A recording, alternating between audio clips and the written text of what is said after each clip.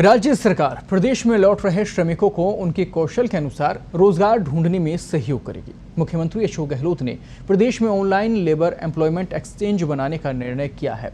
इससे लौट रहे श्रमिकों को उनकी कुशलता और छोटी बड़ी औद्योगिक इकाइयों को उनकी जरूरत के हिसाब से मैन पावर मिल सकेगा। गहलोत मुख्यमंत्री निवास पर वीसी के जरिए उन्होंने श्रम विभाग से जुड़ी समीक्षा की। मुख्यमंत्री ने निर्देश दिए कि प्रदेश में आने वाले और जाने वाले श्रमिकों, सन्निर्माण श्रमिकों की ऑनलाइन मैपिंग हो। विभाग श्रमिकों की योग्यता, उद्योगों के जरूरत के अनुरूप उन्हें प्रशिक्षण दे। स्किल डेवलपमेंट में नए प्रोजेक्ट डिजाइन हो। बैठक में बताया गया कि 6 लाख श्रमिक राजस्थान आ चुके हैं और 1,35,000 गए हैं यहाँ से। विभाग इनका डेटाबेस तैयार करवा रही है। इधर मुख्यमंत्री गहलोत ने भी प्रवासी राजस्थानी श्रमिकों के कल्याण के लिए बजट में घोषित प्रवासी राजस्थानी श्रमिक कल्याण कोष के गठन को भी मंजूरी दे दी है। उन्होंने कहा है कि श्रम विभाग भारत सरकार की गाइडलाइन के अनुसार ये भी सुनिश्चित करे कि कोई भी उद्यमी श्रमिकों को नहीं हटाए और उनका वेतन नहीं काटे। पूरी खबर पर ज्यादा बातचीत के लिए उपेन यादव इस वक्त जुड़ गए हमारे साथ में, बेरोजगारी संघ के अध्यक्ष हैं।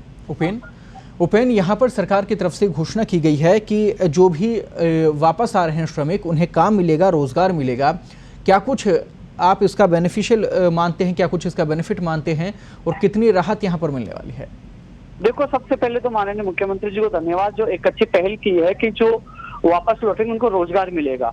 लेकिन वहीं लंबित भर्तियों को लेकर मुख्यमंत्री जी ने मीटिंग ली है, क्योंकि अन्य राज्यों ने भर्तियों पे एक तरह से रोक लगा दी थी। लेकिन एक बेरोजगारों में आशा की किरण जगी कि कहीं न कहीं मुख्यमंत्री जी बेरोजगारों को रोजगार को लेकर, भर्तियों को लेकर संवेदनशील है। और हमें आशा है कि जो करीब 50,000 से ज्यादा भर्तियां जो पाइपलाइन में, चाहे आरएस भर्ती हो, चाहे एलटीसी भर्ती हो, चाहे सेकंड ग्रेड हो, जो तमाम वो भर्तियां हैं जिनकी ज्वाइनिंग बाकी है। इसके अलावा जो आप श्रमिकों की बात कर रहे हैं कि जिनको वापस रोजगार के लिए, तो कहीं ना कहीं जो अब कोरोना काल के इस संकट के दौरान जो आपने देखा कि अफरा तफरी मची, अन्य राज्यों से आए हैं, माहौल जो मजदूरों के साथ जैसी स्थिति हुई है, तो ऐसे में हमारे राज्य के श्रमिकों को बाहर जाने की आवश्यकता नहीं होगी। यदि यही मुख्यमंत्री जी इनको रोजगार मुहैया कराते तो अच्छी पहल है, इसका स्वागत करना चाहिए।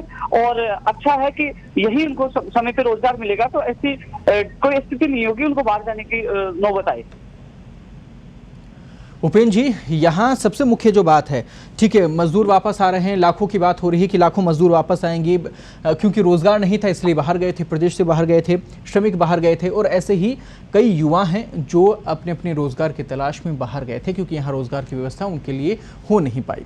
ऐसे में शहरी रोजगार की अगर हम बात करें तो आपको क्या नजर आ रहा है वर्तमान में शहरी रोजगार को लेकर? फिलहाल कोई स्थिति यहाँ पर नजर नहीं आती, कोई मापदंड यहाँ पर नजर नहीं आता है कि अगर शहर में इतने युवा वापस आ जाते हैं, इतने लोग वापस आ जाते हैं, तो उनके लिए क्या यहाँ पर प्लान है सरकार के पास में? क्या कुछ उन्हें मिलने वाला है? कैसे वो अपना घर चलाएंगे, परिवार चलाएंगे? इसको लेकर आपको नहीं लगता कि नीति रीति होनी चाहिए? नहीं, कृपासन कर आपने बहुत अच्छी बात की कि इसमें नीति और नियम बनने चाहिए थे।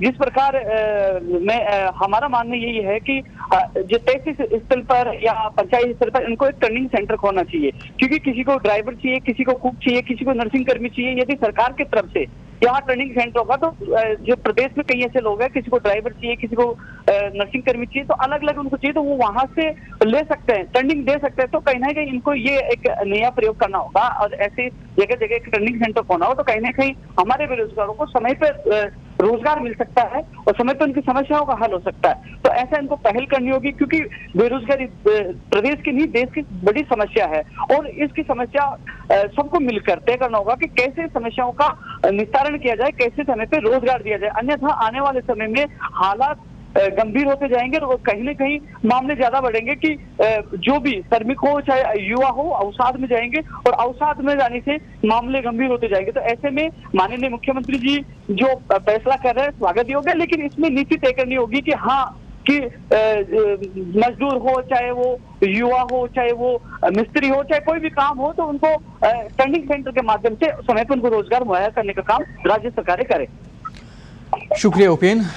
इस वक्त जो स्थितियां बनी हुई हैं उसको लेकर ये वाकई में बेहद ज़रूरी है कि सरकारें ध्यान दें और बेहद ज़रूरी है कि रोज़गार की व्यवस्था हो, क्योंकि लॉकडाउन खुलते ही अगर जो कोरोना की वजह से जो हालात इस वक्त बने हुए हैं, कई ऐसे लोग हैं जिन्हें अभी भी नौकरी को लेकर संकट उनके ऊपर बना हुआ है, तो ज़रूरी है कि यहाँ पर अभी से ही उसको लेकर व्यवस्था बनाई जाए ताकि लाखों लोगों के लिए आगे की जो स्थिति है वो ज़्यादा विकट ना हो।